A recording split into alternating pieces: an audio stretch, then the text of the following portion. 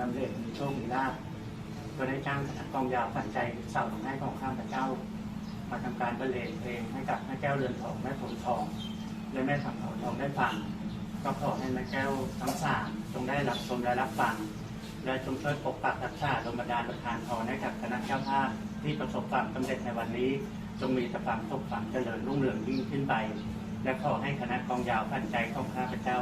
ก็จงมีชื่อเสียงเกินไกลเป็นที่ต้องตาต้องใจต้องคนทั้งหลายที่ได้ยินและได้ฟัง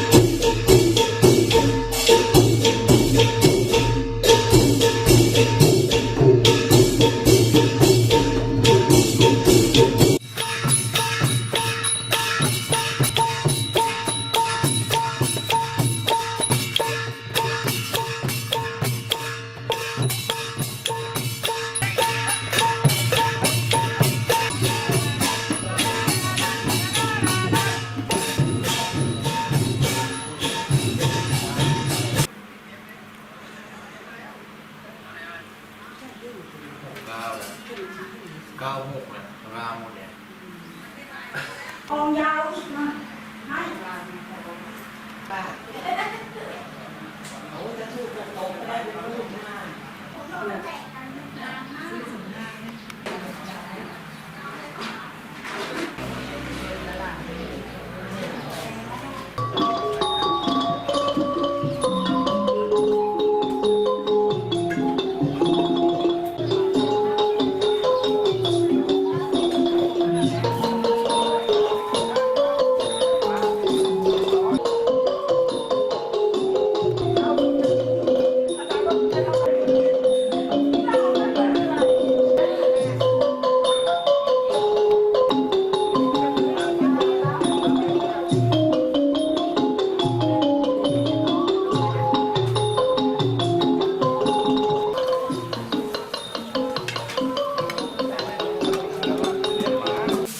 มาจากไทยธานีนะครับอันนี้ได้มีโชคมีลาภจากแม่แล้วก็ได้หานางรำแล้วก็กลองยาวพร้อมทั้งเสียงพระเพลงด้วยเรื่องนี้ได้นิดหน่อยไม่มากเท่าไหร่แล้วก็มาขอแม่ใหม่ด้วยมาต่อไปก็แค่รับเลย